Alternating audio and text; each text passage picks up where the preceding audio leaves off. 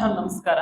ಎಲ್ಲ ವಿದ್ಯಾರ್ಥಿಗಳಿಗೆ ಪರೀಕ್ಷೆಯ ನಂತರ ಯಾವ ಒಂದು ಕಾಲೇಜು ಮತ್ತೆ ಕೋರ್ಸ್ ಅನ್ನ ಆಯ್ಕೆ ಮಾಡಿದ್ರೆ ಸೂಕ್ತ ಎನ್ನುವ ಹಿನ್ನೆಲೆಯಲ್ಲಿ ಪಬ್ಲಿಕ್ ಟಿವಿ ಅವರು ಉತ್ತಮವಾದಂತಹ ವೇದಿಕೆಯನ್ನ ಕಲ್ಪಿಸಿಕೊಟ್ಟಿದ್ದಾರೆ.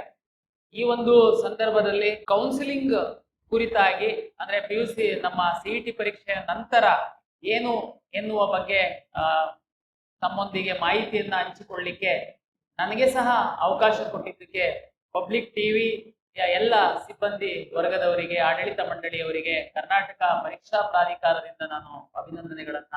ಇಲ್ಲಿ ಕಡಿಮೆ ಮಕ್ಕಳಿರ್ಬೋದು, ಬಟ್ ಆದ್ರೆ ಡಿಜಿಟಲ್ ಮೀಡಿಯಾದ ಮೂಲಕ ಸಾಕಷ್ಟು ವಿದ್ಯಾರ್ಥಿಗಳಿಗೆ ಇದು ತಲುಪುವ ಹಿನ್ನೆಲೆಯಲ್ಲಿ ಕರ್ನಾಟಕ ಪರೀಕ್ಷಾ ಪ್ರಾಧಿಕಾರ ಪರೀಕ್ಷೆಯ ನಂತರ ವಿದ್ಯಾರ್ಥಿಗಳ ಒಂದು ಹಿತದೃಷ್ಟಿಯಿಂದ ಯಾವ ರೀತಿ ಕೌನ್ಸಿಲಿಂಗ್ ಅನ್ನ ನಾವು ಅಳವಡಿಸ್ಕೊಂತೀವಿ ಅನ್ನುವಂಥದ್ದನ್ನ ಸಂಕ್ಷಿಪ್ತವಾಗಿ ನಾನು ಹೇಳ್ತೀನಿ. ಜೊತೆಗೆ ಇಲ್ಲಿರುವಂತಹ ವಿದ್ಯಾರ್ಥಿಗಳಿಗೆ ಏನಾದರೂ ಡೌಟ್ ಇದ್ರೆ ತಾವು ಕೇಳ್ಬೋದು. ಅದೇ ಡೌಟ್ಗಳು ರಾಜ್ಯದ ಬೇರೆ ಬೇರೆ ವಿದ್ಯಾರ್ಥಿಗಳಿಗೆ ಇರೋದ್ರಿಂದ ಅವರಿಗೆ ಸಹ ಅನುಕೂಲ ಆಗುತ್ತೆ. ನಮ್ಗೆಲ್ಲ ಗೊತ್ತಿರುವಂತೆ ಈಗಾಗ್ಲೇನೆ 2 ದಿನ PCMB ಪರೀಕ್ಷೆಯನ್ನ ತಾವು ಬರೆದಿದ್ದೀರಾ. ಪರೀಕ್ಷೆ ತುಂಬಾ ಕಷ್ಟ ಇರಲಿಲ್ಲ ಅನ್ನುವಂಥದ್ದು ವಿದ್ಯಾರ್ಥಿ ಸಮೂಹದ ಅಭಿಪ್ರಾಯ. ನಾವು ಪರೀಕ್ಷೆ ಪಾರದರ್ಶಕವಾಗಿ ಇರಬೇಕು ಅನ್ನುವ ಹಿನ್ನೆಲೆಯಲ್ಲಿ ಈಗಾಗ್ಲೇನೆ ತಾವು ಪರೀಕ್ಷೆ ಬರೆದಂತಹ ಎಲ್ಲ OMR ಶೀಟ್ಗಳನ್ನ ಸಹ ಸ್ಕ್ಯಾನ್ ಮಾಡಿ ನಾವು ನಮ್ಮ ವೆಬ್ಸೈಟ್ ಅಲ್ಲಿ ಪರೀಕ್ಷಾ ಕೇಂದ್ರದ ವಾರು ನಾವು ಅಪ್ಲೋಡ್ ಮಾಡ್ತಾ ಇದ್ದೀವಿ. ತಾವು ತಮ್ಮ ಪೋಷಕರು ತಮ್ಮ ಮಗು ಯಾವ ಪರೀಕ್ಷಾ ಕೇಂದ್ರದಲ್ಲಿ ಬರೆದಿದೆ ಅನ್ನುವಂಥದ್ದು ನೋಡಿ ತಮ್ಮ ಮಗುವಿನ 4 ಸಬ್ಜೆಕ್ಟ್ OMR ಶೀಟ್ಗಳನ್ನ ಸಹ ತಾವು ನೋಡಬಹುದು. ನಾವು ಇನ್ನ 2 ದಿನದಲ್ಲಿ ಕೀ ಆನ್ಸರ್ ನ ರಿಲೀಸ್ ಮಾಡ್ತೀವಿ.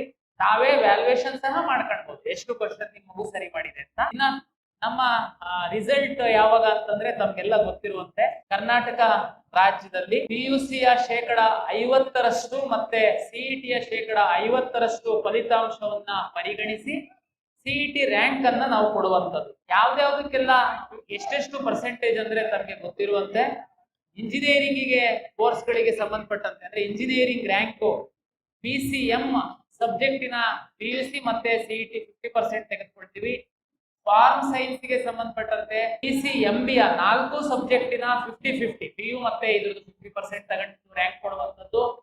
ವೆಟರ್ನರಿ ಸೈನ್ಸ್ಗೆ ಸಂಬಂಧಪಟ್ಟಂತೆ ಓನ್ಲಿ PCB ಸಬ್ಜೆಕ್ಟ್ ನ PUC ಪರಿಗಣಿಸಲ್ಲ, ಓನ್ಲಿ CET ಇದನ್ನ ಪರಿಗಣಿಸಿ ನಾವು ರ್ಯಾಂಕ್ ಕೊಡುವಂಥದ್ದು. ಅದೇ ರೀತಿ ಫಾರ್ಮ್ ಡಿ ಮತ್ತೆ ಡಿ ಫಾರ್ಮಾ ನರ್ಸಿಂಗು ಇದಕ್ಕೆ CET ಇದನ್ನ ನಾವು ತೆಗೆದುಕೊಂಡು ರ್ಯಾಂಕ್ ಕೊಡುವಂಥದ್ದು. ಅದು ವಿವರವಾಗಿ ನಾವು ನಮ್ಮ ಬ್ರೋಷರ್ ಅಲ್ಲಿ ಹಾಕಿದ್ವಿ, ನೋಡ್ಬೋದು. ರಿಸಲ್ಟ್ ಕೊಟ್ಟಾದ ನಂತರ ಏನಪ್ಪಾ ಮಾಡ್ತೀವಿ ಅಂದ್ರೆ ಕೌನ್ಸಿಲಿಂಗ್. ನಮ್ಗೆಲ್ಲ ಗೊತ್ತಿದೆ ಬೇರೆ ಬೇರೆ ಇಲಾಖೆಗಳಿಂದ ಅಂದ್ರೆ ಫಾರ್ಮ್ ಸೈನ್ಸ್ ಅಂದ್ರೆ ಅಗ್ರಿಕಲ್ಚರ್ ಯೂನಿವರ್ಸಿಟಿ, ವೆಟರ್ನರಿ ಸೀಟ್ಸ್ ಅಂದ್ರೆ ವೆಟರ್ನರಿ ಯೂನಿವರ್ಸಿಟಿ, ಇಂಜಿನಿಯರಿಂಗ್ ಅಂತಂದ್ರೆ ಉನ್ನತ ಶಿಕ್ಷಣ ಇಲಾಖೆಯಿಂದ ನಮಗೆ ಸೀಟ್ ಮ್ಯಾಟ್ರಿಕ್ಸ್ ಅಂತೇಳಿ ಕೊಡ್ತಾರೆ. ಅದ್ರ ಮೇಲೆ ಕೌನ್ಸಿಲಿಂಗ್ ಶುರು ಮಾಡುವಂಥದ್ದು.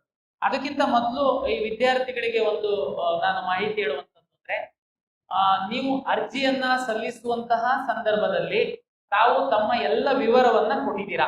ಅದರಲ್ಲಿ ವಿಶೇಷವಾಗಿ ತಮ್ಗೆ ಗೊತ್ತಿರುವಂತೆ ಮೀಸಲಾತಿಯನ್ನ ಆಧರಿಸಿ ನಾವು ಸೀಟನ್ನ ಹಂಚಿಕೆ ಮಾಡೋದ್ರಿಂದ ತಾವು 371J, ಇನ್ನ ಕ್ಯಾಸ್ಟ್ ಇತ್ತು ಅಂತಂದ್ರೆ SC ST 3A 3B ಇದೆಲ್ಲದನ್ನು ತಾವು 2A 2B ಎಲ್ಲ ಹಾಕಿರ್ತೀರಾ.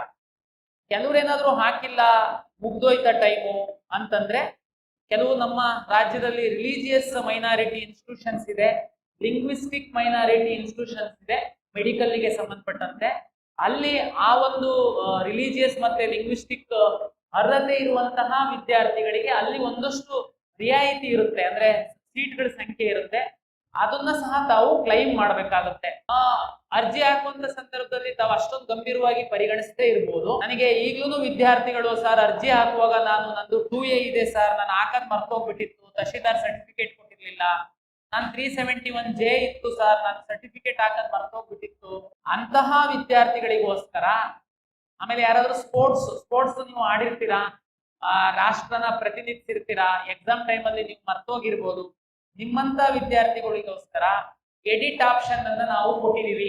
ಇವತ್ತಿಂದ 1 ವಾರಗಳ ಕಾಲ ತಾವು ಎಡಿಟ್ ಏನಾದ್ರು ಮಾಡೋದಿತ್ತು ಅಂತಂದ್ರೆ ಮಾಡ್ಕೊಂಡು. ಸರ್ ಹಿಂದೆಲ್ಲ ಡಾಕ್ಯುಮೆಂಟ್ ವೆರಿಫಿಕೇಶನ್ಗೆ BO ಆಫೀಸಿಗೆಲ್ಲ ಹೋಗ್ಬೇಕಾಗಿತ್ತು, ಈಗ ಹೋಗೋದಿಲ್ವಾ? ಇಲ್ಲ, ನಾನು 100% ನಿಮ್ಮ ಸ್ಟ್ಯಾಟ್ಸ್ ಡಾಟಾದ ಆಧಾರದ ಮೇಲೆ ನಾವು ವೆರಿಫಿಕೇಶನ್ ಮಾಡಿದೀವಿ.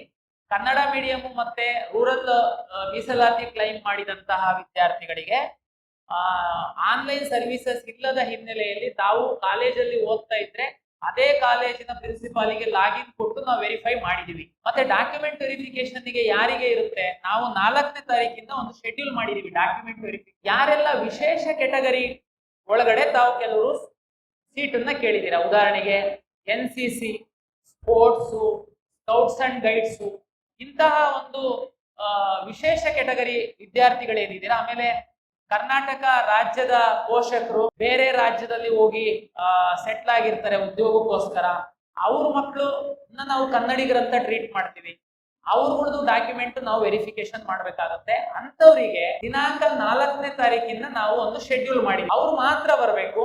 ಉಳಿದಂತೆ ಕರ್ನಾಟಕ ರಾಜ್ಯದಲ್ಲಿ 7 ವರ್ಷ ಓದಿದ್ದಾರೆ, SSLC ಅಥವಾ PUC ಬೋರ್ಡ್ ಎಕ್ಸಾಮ್ ಕರ್ನಾಟಕದಲ್ಲಿ ಬರೆದಿದ್ದಾರೆ, ಅವರಿಗೆ ಎಲ್ಲರಿಗೆ ನಾವು ಆನ್ಲೈನ್ ಅಲ್ಲೇ ಡಾಕ್ಯುಮೆಂಟ್ ವೆರಿಫಿಕೇಶನ್ ಮಾಡಿದೀವಿ. ಅವರು ಏನ್ ಬರುವಂತ ಅಗತ್ಯ ಇಲ್ಲ. 7 ವರ್ಷ ಓದಿದ್ದಾರೆ, ಆದ್ರೆ ಯಾವ್ದಾದ್ರು ಒಂದು ಬೋರ್ಡ್ ಎಕ್ಸಾಮ್ ಬರೆದಿದ್ದಾರೆ, ಆದ್ರೆ ವಿಶೇಷ ಕೆಟಗರಿನಲ್ಲಿ scouts and guides, NCC, defence, ex military ಯಾವ್ದಾದ್ರು ರಿಸರ್ವೇಶನ್ ಕ್ಲೈಮ್ ಮಾಡಿದ್ರೆ ನೀವು ಮಾತ್ರ 4ನೇ ತಾರೀಕಿಂದ ಒಂದು ವಾರ ಟೈಮ್ ಕೊಟ್ಟಿದೀವಿ, ತಾವು ಬಂದು ನಿಮ್ಮ ದಾಖಲೆನ ಸಲ್ಲಿಸಬೇಕಾಗುತ್ತೆ. ಸ್ಪೋರ್ಟ್ಸ್ ಅಂತಂದ್ರೆ ನಾವು ಸ್ಪೋರ್ಟ್ಸ್ ಇಲಾಖೆಯವರು ಬಂದು ನಿಮಗೆ ವೆರಿಫಿಕೇಶನ್ ಮಾಡ್ತಾರೆ. ಎಕ್ಸ್ ಮಿಲಿಟರಿ ಅಥವಾ ಸರ್ವಿಸ್ ಅಲ್ಲಿ ಇರುವಂತಹ ಮಿಲಿಟರಿ ಅವರು ಅಂತಂದ್ರೆ ನಿಮ್ಮ ಪ್ರಮಾಣ ಪತ್ರಗಳನ್ನ ಸಂಬಂಧಪಟ್ಟಂತಹ ಇಲಾಖೆಯವರು ಪರಿಶೀಲನೆ ಮಾಡ್ತಾರೆ. ಇಷ್ಟು ಆದ್ರೆ ನೀವು ನಮ್ಮ ರಿಸಲ್ಟ್ ಬರೋದ್ರೊಳಗಡೆ ಇಷ್ಟು ಪ್ರಕ್ರಿಯೆನ ಈ ವರ್ಗದವರು ಮುಗಿಸ್ಕೊಂಡ್ರೆ ನೀವು ಕೌನ್ಸಿಲಿಂಗಿಗೆ ರೆಡಿ ಅಂತ. ನಾವು ರಿಸಲ್ಟ್ ಬಿಡ್ತಿದ್ದಂಗೆನೆ, ನಾವು ಸೀಟ್ ಮ್ಯಾಟ್ರಿಕ್ಸ್ ಆಗ್ತಿದ್ದಂಗೆನೆ ನೀವು ಕೌನ್ಸಿಲಿಂಗಿಗೆ ರೆಡಿ ಇರ್ತೀರಾ.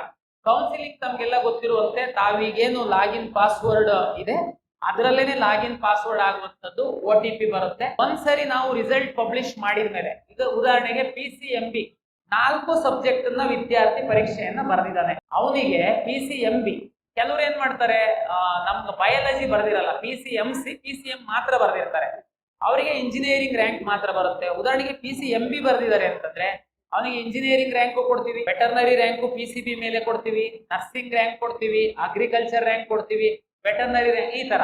ಅಂದ್ರೆ ಒಂದು ವಿದ್ಯಾರ್ಥಿಗೆ ಅಷ್ಟು ಕೋರ್ಸ್ಗಳಲ್ಲಿ ರ್ಯಾಂಕ್ ಕೊಟ್ಟಿರ್ತೀವಿ ನಾವು.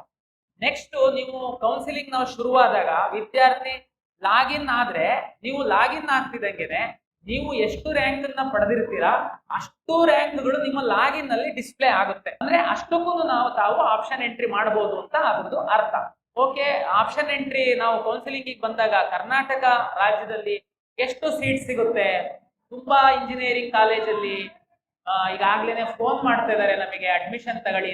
ನನ್ನ ವಿನಂತಿ ಇಷ್ಟೇ, ಪಬ್ಲಿಕ್ ಟಿವಿ ಅವರು ಕಾನ್ಕ್ಲೇವ್ ಅರೇಂಜ್ ಮಾಡಿದ್ದಾರೆ, ಸಾಕಷ್ಟು ಕಾಲೇಜ್ ಅವರು ಇಲ್ಲಿ ಬಂದಿದ್ದಾರೆ, ಅವರವರ ಕಾಲೇಜ್ಗಳ ಬಗ್ಗೆ ಅವರು ನಿಮಗೆ ಮಾಹಿತಿಯನ್ನ ಕೊಡ್ತಾರೆ. ಎಲ್ಲ ಸ್ಟಡಿ ಮಾಡಿ CET ಎಕ್ಸಾಮೇ ನಾನು ಬರ್ದಿಲ್ಲ, ನಾನು ಮ್ಯಾನೇಜ್ಮೆಂಟ್ ಸೀಟ್ ಅಲ್ಲಿ ಅಡ್ಮಿಷನ್ ಆಗ್ತೀನಿ, ತಾವು ಅಡ್ಮಿಷನ್ ಆಗಿ. CET ಎಕ್ಸಾಮ್ ಬರ್ದಿದ್ದೀನಿ, ನನ್ನ ಮಗುಗೆ ಒಂದು ಒಳ್ಳೆ ರ್ಯಾಂಕ್ ಬರುತ್ತೆ, ಬಟ್ ಆದ್ರೂ ನಾನು ಹೋಗಿ ಅಡ್ಮಿಷನ್ ಆಗ್ಬೇಕಾ, ಇಲ್ಲಿ ವೆಯ್ಟ್ ಮಾಡ್ಬೇಕಾ? ನಾನು ನಿಮಗೆ ಹೇಳುವಂತದ್ದು ನೋಡಿ, ಇಂಜಿನಿಯರಿಂಗ್ ಕಾಲೇಜಲ್ಲಿ ಕಳೆದ ವರ್ಷ 84,000 ಸೀಟ್ಗಳನ್ನ ಕರ್ನಾಟಕ ಪರೀಕ್ಷಾ ಪ್ರಾಧಿಕಾರ ಹಂಚಿಕೆ ಮಾಡಿದೆ. 84,000 ಸೀಟ್ ಅಂದ್ರೆ ಕಡಿಮೆ ಏನಲ್ಲ. ಯಾವುದೇ ಕರ್ನಾಟಕದ ಪ್ರತಿಷ್ಠಿತ ಕಾಲೇಜ್ ಅಂತಂದ್ರು 40% ರಿಂದ 45% ಸೀಟುಗಳನ್ನ ರಾಜ್ಯ ಸರ್ಕಾರ ಮತ್ತು ಇಂಜಿನಿಯರಿಂಗ್ ಕಾಲೇಜುಗಳ ಒಕ್ಕೂಟದ ಒಮ್ಮತದ ಅಭಿಪ್ರಾಯದಂತೆ ಸರ್ಕಾರಕ್ಕೆ ಬಿಟ್ಕೊಡ್ತಾರೆ, ಅಂದ್ರೆ ಪ್ರಾಧಿಕಾರಕ್ಕೆ ಬಿಟ್ಕೊಡ್ತಾರೆ. ನೀವು ಯಾವ್ದು ಟಾಪ್ ಕಾಲೇಜ್ ತಗೊಂಡು ನೀವು 100 ಸೀಟ್ ಇದೆ ಅವ್ರ ಹತ್ರ ಅಂತಂದ್ರೆ 45 ಸೀಟ್ಸ್ ನಮಗೆ ಬಿಟ್ಕೊಡ್ತಾರೆ. ಅಲ್ಲಿ ಮೈನಾರಿಟಿ ಮತ್ತೆ ನಾನ್ ಮೈನಾರಿಟಿ ಕಾಲೇಜಸ್ ಬರುತ್ತೆ, 40 to 45 ನಮಗೆ ಬಿಟ್ಕೊಡ್ತಾರೆ. ನಾವು ಆ ಸೀಟ್ಗಳನ್ನ CET ಬರೆದಂತ ಮಕ್ಕಳಿಗೇನೆ ನಾವು ಅಲಾಟ್ ಮಾಡುವಂತ. ನೀವು ಉದಾಹರಣೆಗೆ ಯಾವ್ದಾದ್ರು ಒಂದು ಪ್ರತಿಷ್ಠಿತ ಕಾಲೇಜಲ್ಲಿ ಕಂಪ್ಯೂಟರ್ ಸೈನ್ಸ್ ಹೋಗಿ ಕೇಳಿದ್ರೆ 60 ಲಕ್ಷ 70 ಲಕ್ಷ ಹೇಳ್ತಿರ್ಬೋದು, ಆದ್ರೆ ಅದೇ ಕಾಲೇಜಲ್ಲಿ ಮೆರಿಟೋರಿಯಸ್ ಸ್ಟೂಡೆಂಟ್ಗೆ ಸರ್ಕಾರ ನಿಗದಿಪಡಿಸುವಂತಹ ಶುಲ್ಕಕ್ಕೆ ನಾವು ಸೀಟ್ ಅಲಾಟ್ ಮಾಡ್ತೀವಿ. ಹಾಗಾಗಿ ನಾನು ಹೇಳುವಂತದ್ದೇನು ಅಂದ್ರೆ, ನಿಮಗೆ CETನೇ ಬರ್ದಿಲ್ಲ, ನಿಮ್ಮ ಹತ್ರ ತುಂಬಾ ಹಣ ಇದೆ, ಹೋಗಿ ಅಡ್ಮಿಷನ್ ಆಗಿ. CET ಬರ್ದಿದ್ದೀರಾ, ಮಗು ಮೇಲೆ ನಿಮಗೆ ನಂಬಿಕೆ ಇದೆ, ದಯಮಾಡಿ ನೀವು ವೆಯ್ಟ್ ಮಾಡಿ. ನೀವು ಸರ್ ಅದು ಸಿಗುತ್ತೋ ಹೇಗೆ, ನಮಗೆ ಹೆಂಗ್ ಗೊತ್ತಾಗ್ಬೇಕು, ಸ್ವಲ್ಪ ಡೌಟ್ ಇದೆ. ನಾನು 100% ನಿಮಗೆ ಸೀಟ್ ಸಿಕ್ಕುತ್ತೆ ಅಂತ ನಾನು ಹೇಳಲ್ಲ, ಬಟ್ ಆದ್ರೆ ನಿಮ್ಮ ಮಗುವಿನ ರ್ಯಾಂಕ್ ಆಧರಿಸಿ ಕಳೆದ ವರ್ಷ 3 ಸುತ್ತುಗಳಲ್ಲಿ ಯಾವುದೋ ಒಂದು ಎಕ್ಸ್ ಕಾಲೇಜಲ್ಲಿ ಎಷ್ಟು ರ್ಯಾಂಕಿಗೆ ನಿಂತಿತ್ತು ಕಂಪ್ಯೂಟರ್ ಸೈನ್ಸ್. ಉದಾಹರಣೆಗೆ ನೀವು 3B ಇದ್ದೀರಾ, 3B ಮಗುಗೆ ಅಥವಾ 3B ಮಗಳಿದ್ದಾಳೆ, ಅವಳಿಗೆ ಯಾವ್ದೋ ಒಂದು ಟಾಪ್ ಕಾಲೇಜಲ್ಲಿ ಎಷ್ಟಕ್ಕೆ ಕಟ್ ಆಫ್ ಆಗಿತ್ತು, first round, second round, third round, ತಾವು ನಮ್ಮ ವೆಬ್ಸೈಟ್ ಅಲ್ಲಿ ನೋಡಬಹುದು. ನೀವು ಗಡಿಬಿಡಿ ಮಾಡಬೇಡಿ, ಸ್ವಲ್ಪ ಸಮಾಧಾನ. ನಮ್ಮಲ್ಲಿ ವೆಬ್ಸೈಟ್ ಓಪನ್ ಮಾಡಿದ್ರೆ ತಮ್ಮೊಂದು ಚಾಟ್ ಬಾಟ್ ಸಹ ಇದೆ. ತಾವಲ್ಲಿ ಪ್ರಶ್ನೆ ಕೇಳಿದ್ರೆ ಸಹ ಅದು ಆನ್ಸರ್ ಮಾಡುತ್ತೆ. ಯಾವ ಕಾಲೇಜು, ಯಾವ ರೌಂಡ್ ಅಲ್ಲಿ, ಏನ್ ಬೇಕಾದ್ರೂ ಪ್ರಶ್ನೆ ಕೇಳಿ, ನಿಮಗೊಂದು ಐಡಿಯಾ ಬರುತ್ತೆ. ಅದ್ರ ಮೇಲೆ ತಾವು ತೀರ್ಮಾನ ಮಾಡಬಹುದು. ಕಾಲೇಜ್ ಬಗ್ಗೆ ಹೇಗೆ ತಿಳ್ಕೊಳ್ಳೋದು? ಓಕೆ, ಇಂಥ ಕಡೆ ವಿಸಿಟ್ ಮಾಡಿದ್ದೀರಾ, ಜೊತೆ ಕಾಲೇಜ್ ವೆಬ್ಸೈಟ್ ನೋಡಿ, ಜೊತೆಗೆ ಕರ್ನಾಟಕ ಪರೀಕ್ಷಾ ಪ್ರಾಧಿಕಾರದ ವೆಬ್ಸೈಟ್ ಅಲ್ಲಿ ಸಹ ನೀವು ಕಾಲೇಜ್ಗಳ ಮಾಹಿತಿ ಇದೆ, ನೋಡ್ಬೋದು. ಇದು ಇಂಜಿನಿಯರಿಂಗ್ ಕಾಲೇಜಿಗೆ ಸಂಬಂಧಪಟ್ಟಂತೆ ಹೇಳಿದೆ. ಇಂಜಿನಿಯರಿಂಗ್ ಕಾಲೇಜಲ್ಲಿ 17 ಸರ್ಕಾರಿ ಇಂಜಿನಿಯರಿಂಗ್ ಕಾಲೇಜುಗಳು ಸಹ ಇದೆ. ಆ ಕಾಲೇಜುಗಳ 100% ಸೀಟುಗಳು ಕೆಇಎ ಮೂಲಕ ಅಲಾಟ್ ಆಗುತ್ತೆ. ತುಂಬಾ ಮೆಡಿಕಲ್ ಆಸ್ಪಿರೆಂಟ್ಸ್ ಇದ್ದೀರಾ, 3ನೇ ತಾರೀಕು ನೀಟ್ ಪರೀಕ್ಷೆ ಇದೆ. 2022ಗಿಂತ ಪೂರ್ವದಲ್ಲಿ ಮೆಡಿಕಲ್ನ ಮ್ಯಾನೇಜ್ಮೆಂಟ್ ಸೀಟ್ಗಳು ಮೆಡಿಕಲ್ ಕಾಲೇಜ್ ಅವರೇನೆ ಅಡ್ಮಿಷನ್ ಮಾಡ್ತಾ ಇದ್ರು. ನಮ್ಮಲ್ಲೇನಾದ್ರೂ ಸರ್ಕಾರಕ್ಕೆ ಬಿಟ್ಕೊಟ್ಟಂತ ಸೀಟ್ ಅಡ್ಮಿಷನ್ ಆಗಿ ನಮ್ಮ ಎಲ್ಲಾ ಕೌನ್ಸಿಲಿಂಗ್ ಮುಗಿದ್ಮೇಲೆ ಯಾರಾದ್ರೂ ಬಿಟ್ಟು ಹೋದ್ರೆ ಅವರೇನೆ ಅಡ್ಮಿಷನ್ ಮಾಡ್ತಾ ಇದ್ರು.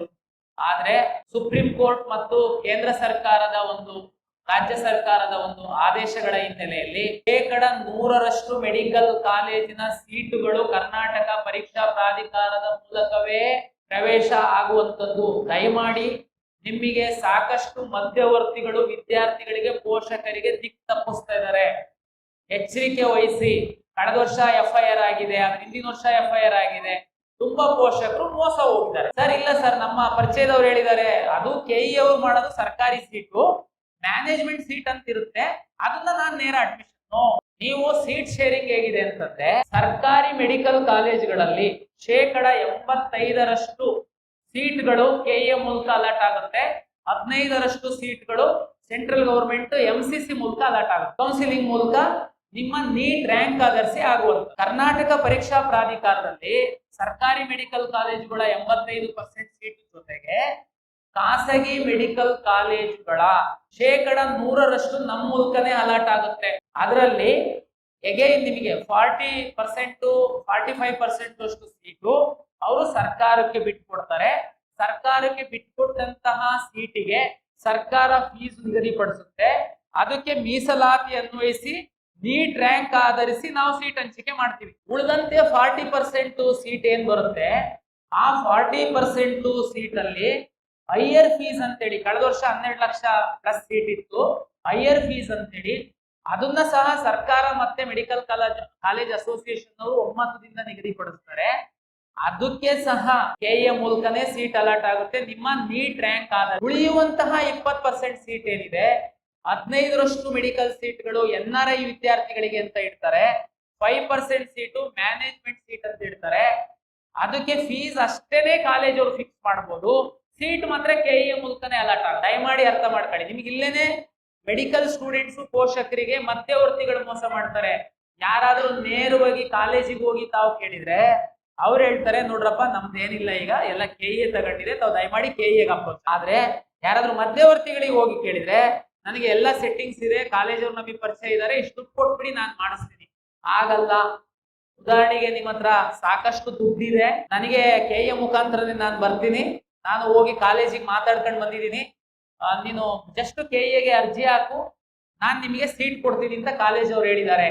ನಂಬೇಡಿ, ಹೇಳ್ತೀನಿ ಹೇಗೆ ಅಂತ. ಉದಾಹರಣೆಗೆ ನಿಮ್ಮ ಕಾಲೇಜ್ ಒಂದು ಆತ್ಮೀಯತೆ ಇದೆ ಅಂತ ನೀವು ಮ್ಯಾನೇಜ್ಮೆಂಟ್ ಸೀಟ್ ಅನ್ನ ತಾವು ಮಾತಾಡಿಕೊಂಡು ಬಂದಿದ್ದೀರಾ.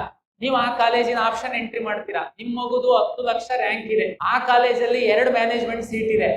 ಒಂದ್ ವೇಳೆ 6 ಲಕ್ಷ 7 ಲಕ್ಷ ರ್ಯಾಂಕ್ ಇರುವಂತಹ ನೀಟ್ ರ್ಯಾಂಕ್ ಇರುವಂತಹ ವಿದ್ಯಾರ್ಥಿ ಅದೇ ಕಾಲೇಜಿನ ಮ್ಯಾನೇಜ್ಮೆಂಟ್ ಸೀಟ್ ಹಾಕಿದ್ರೆ ನಿಮ್ಮ ಮಗುಗೆ ಸಿಗಲ್ಲ. 6 ಲಕ್ಷ 7 ಲಕ್ಷ ಇರೋ ಮಗುಗೆನೆ ಸಿಗುವಂಥದ್ದು. ಇಲ್ಲಿ ಯಾವುದು ಸಹ ಬ್ಯಾಕ್ ಡೋರ್ ಎಂಟ್ರಿ ಮೆಡಿಕಲ್ ಅಲ್ಲಿ ಇಲ್ಲ. 100% ಪಾರದರ್ಶಕವಾಗಿ ಆನ್ಲೈನ್ ಮೂಲಕ ಆಗುತ್ತೆ. ಎಂಟೈರು ನೀವು ನೋಡ್ಬೋದು. ಆಮೇಲೆ ಸರ್ ಇದು ಹೇಗೆ ಗೊತ್ತಾಗುತ್ತೆ, ಲಾಸ್ಟ್ ಇಯರ್ ಎಷ್ಟು ಸೇಮ್ ನಾವು ಇಂಜಿನಿಯರಿಂಗ್ ಹೇಳಿದಂಗೆ ನಮ್ಮ ವೆಬ್ಸೈಟ್ ಅಲ್ಲಿ ಇಡೀ ಕಾಲೇಜ್ ವಾರು ಲಿಸ್ಟನ್ನೇ ಹಾಕಿದೀವಿ ನಾವು. ವಿದ್ಯಾರ್ಥಿ ರಿಜಿಸ್ಟರ್ ನಂಬರು, ವಿದ್ಯಾರ್ಥಿ ನೇಮು, ಅವನು ಏನು ನೀಟ್ ರ್ಯಾಂಕ್ ಇತ್ತು, ಯಾವ ಸೀಟ್ ಅವನಿಗೆ ಸಿಕ್ಕಿದೆ ಅಂತ. ಹಾಗಾಗಿ ನೀವು ಅತ್ಯಂತ ಪಾರದರ್ಶಕವಾಗಿದೆ. ನಿಮ್ಮ ಮಗು CET ರ್ಯಾಂಕ್ ಎಕ್ಸಾಮ್ ಬರ್ದಿತ್ತು ಅಂತಂದ್ರೆ ಸಿಇಟಿ ರ್ಯಾಂಕ್ ಆಧರಿಸಿ engineering, pharma D pharma, B pharma, ಕೃಷಿ ವಿಜ್ಞಾನಗಳೇನ್ ಬರುತ್ತೆ, agriculture, sericulture, veterinary science, nursing seat allot ಆದ್ರೆ ನೀಟ್ ರ್ಯಾಂಕ್ ಆಧರಿಸಿ AYUSH, dental, medical seat allot ಆಗುತ್ತೆ. ಆಯುಷ್, ಡೆಂಟಲ್, ಮೆಡಿಕಲ್ ಅಲ್ಲಿ ನೀಟ್ ರ್ಯಾಂಕ್ ಆಧರಿಸಿ 100% ಸೀಟುಗಳನ್ನ ಕರ್ನಾಟಕ ಪರೀಕ್ಷಾ ಪ್ರಾಧಿಕಾರವೇ ಅಲಾಟ್ ಮಾಡುತ್ತೆ. ಫೀಸ್ ಫಿಕ್ಸ್ ಮಾಡುವಂತದ್ದು ಮಾತ್ರ ಮ್ಯಾನೇಜ್ಮೆಂಟ್ ಮತ್ತೆ NRI ಗೆ ಸಂಬಂಧಪಟ್ಟಂತಹ ಫೀಸ್ ಎಷ್ಟು ಬೇಕಾದ್ರೂ ಹೈಯೆಸ್ಟ್ ಅಂದ್ರೆ 45 ಲಕ್ಷದ ಒಳಗಡೆ ಎಷ್ಟು ಬೇಕಾದ್ರೂ ಕಾಲೇಜವರು ಫಿಕ್ಸ್ ಮಾಡಬಹುದು. ನಾವು ನಮ್ಮ ವೆಬ್ಸೈಟ್ ಅಲ್ಲಿ ಪಬ್ಲಿಷ್ ಮಾಡ್ತೀವಿ. ಉಳಿದಂತಹ 80% ಸೀಟ್ಗಳಿಗೆ ಒಂದು ಒಮ್ಮತದ ಅಭಿಪ್ರಾಯದಿಂದ ಸರ್ಕಾರ ಮತ್ತು ಅಸೋಸಿಯೇಷನ್ ದುಡ್ಡನ್ನ ಸಹ ನಾವು ಅಲಾಟ್ ಮಾಡುವಂತಹ ಸೀಟ್ಗಳಿಗೆ ಶುಲ್ಕವನ್ನ ನಾವೇ ಕಟ್ಟಿಸ್ಕೊಳ್ತೀವಿ, ಕೆಇಯವರೇ ಕಟ್ಟಿಸ್ಕೊಳ್ತೀವಿ. ನಂತರ ನಾವು ಕಾಲೇಜಿಗೆ ಟ್ರಾನ್ಸ್ಫರ್ ಮಾಡ್ತೀವಿ. ಸರ್ MCC ನಲ್ಲೂ ಮೆಡಿಕಲ್ ಕೌನ್ಸಿಲಿಂಗ್ ಆಗ್ತಿರುತ್ತೆ, KE ನಲ್ಲೂ ಆಗ್ತಿರುತ್ತೆ. ನಾವು ಅಲ್ಲಿ ಹೋಗ್ಬೇಕಾ ಇಲ್ಲಿ ಹೋಗ್ಬೇಕಾ? ಇಲ್ಲಿ ದುಡ್ಡು ಕಟ್ಟಿದ್ರೆ ನೀವು ವಾಪಸ್ ಕೊಡ್ತೀರಾ? ದಯಮಾಡಿ ಎಲ್ಲಾ ವಿದ್ಯಾರ್ಥಿಗಳು ಮೆಡಿಕಲ್ ಆಸ್ಪಿರೆಂಟ್ಸ್ ಏನಿದ್ದೀರಾ ಅಲ್ಲೂ ಭಾಗವಹಿಸಿ, ಇಲ್ಲೂ ಭಾಗವಹಿಸಿ. ಕರ್ನಾಟಕ ರಾಜ್ಯದ 15% ಸರ್ಕಾರಿ ಮೆಡಿಕಲ್ ಕಾಲೇಜು MCC ಅವರು ಅಲಾಟ್ ಮಾಡ್ತಾರೆ ಮೆರಿಟ್ ಮೇಲೆ. ನೀವು ಅಲ್ಲೂ ಭಾಗವಹಿಸಿ. ಅವ್ರದ್ದು ರಿಸಲ್ಟ್ ಬಂದ ನಂತರನೇ KE ಅವರು ರಿಸಲ್ಟ್ ಬಿಡುವಂಥದ್ದು. ಒಂದ್ ವೇಳೆ ಅಲ್ಲಿ ಸಿಕ್ಕಿತ್ತು ಅಂತಂದ್ರೆ ತಾವು ಹೋಗ್ಬೋದು. ಸರ್ ಅಲ್ಲಿ ಸಿಕ್ಕಿದೆ, ಅದಕ್ಕಿಂತ ಒಳ್ಳೆ ಕಾಲೇಜು ಕರ್ನಾಟಕದಲ್ಲಿ ಸಿಕ್ಬೋದಾ ಅಂತ ನಾನು ವೇಟ್ ಮಾಡ್ತೀನಿ ನಿಮ್ ರಿಸಲ್ಟ್ ಬರತಂಕ. No problem. ಅವ್ರ ರಿಸಲ್ಟ್ ಬಂದಾದ್ಮೇಲೆ ನಾನ್ ನನ್ನ ರಿಸಲ್ಟ್ ಕೊಡ್ತೀನಿ, ಎಕ್ಸಿಟ್ ಆಗೋರಿಗೆ ಅವಕಾಶ ಕೊಡ್ತೀನಿ, ನಂತರ ನಾವು ಕಳೆದ ವರ್ಷನೂ ಅಷ್ಟೇನೆ ಕನ್ನಡದ ವಿದ್ಯಾರ್ಥಿಗಳಿಗೆ ಅನುಕೂಲ ಆಗುವಂತೆ, ಅಂದ್ರೆ ಎರಡು ಕಡೆ ನಮ್ಮವರಿಗೆ ಅವಕಾಶ ಸಿಗುವಂತೆ ಎಷ್ಟೆಲ್ಲ ಅನುಕೂಲ ಮಾಡಬೇಕು ಅಷ್ಟೆಲ್ಲ ಮಾಡಿದೀವಿ. ಬಟ್ ಥರ್ಡ್ ರೌಂಡ್ ಒಂದು ಕೋರ್ಟಿಗೆ ಸ್ವಲ್ಪ ಕೇಸ್ ಆಗಿತ್ತು, ಅದು ನಮ್ಮ ತಪ್ಪಿಂದ ಅಲ್ಲ. ಲಾಸ್ಟ್ ಮೂಮೆಂಟ್ ಅಲ್ಲಿ ಸೀಟು ಇನ್ಕ್ರೀಸ್ ಆಗಿದ್ರಿಂದ ಥರ್ಡ್ ರೌಂಡ್ ಮಾತ್ರ ನಮ್ದು ಸ್ವಲ್ಪ ಡಿಲೇ ಆಯ್ತು. ಉಳಿದಂತೆ ಕರ್ನಾಟಕ ರಾಜ್ಯದ ವಿದ್ಯಾರ್ಥಿಗಳಿಗೆ ಎಷ್ಟು ಅನುಕೂಲ ಮಾಡಬೇಕು ಅಷ್ಟು ಅನುಕೂಲ ಮಾಡಿಕೊಡು. ಕೌನ್ಸಿಲಿಂಗ್ ಅಂತಂದ್ರೆ ಬೇರೆದೆಲ್ಲ ಏನಾಗುತ್ತೆ, ನಿಮಗೆ ಒಂದೇ ಕೋರ್ಸ್, ಉದಾಹರಣೆಗೆ MCC ಅಂತಂದ್ರೆ ಮೆಡಿಕಲ್ ಮಾತ್ರ ಅವರು ಅಲಾಟ್ ಮಾಡ್ತಾರೆ, ನೀವು ಆಪ್ಷನ್ ಎಂಟ್ರಿ ಮಾಡ್ಬೇಕು. ನಮ್ದು ಏನ್ ಸಮಸ್ಯೆ ನಿಮಗೆ ಅಂತಂದ್ರೆ, ನೀವು ಲಾಗಿನ್ ಓಪನ್ ಮಾಡಿದ್ರೆ 240ಕ್ಕಿಂತ ಹೆಚ್ಚು ಇಂಜಿನಿಯರಿಂಗ್ ಕಾಲೇಜ್ ಬರುತ್ತೆ. ಒಂದು ಇಂಜಿನಿಯರಿಂಗ್ ಕಾಲೇಜಲ್ಲಿ 10 ಬ್ರಾಂಚ್ ಇದ್ರೆ 10 ಬ್ರಾಂಚ್ ಬರುತ್ತೆ.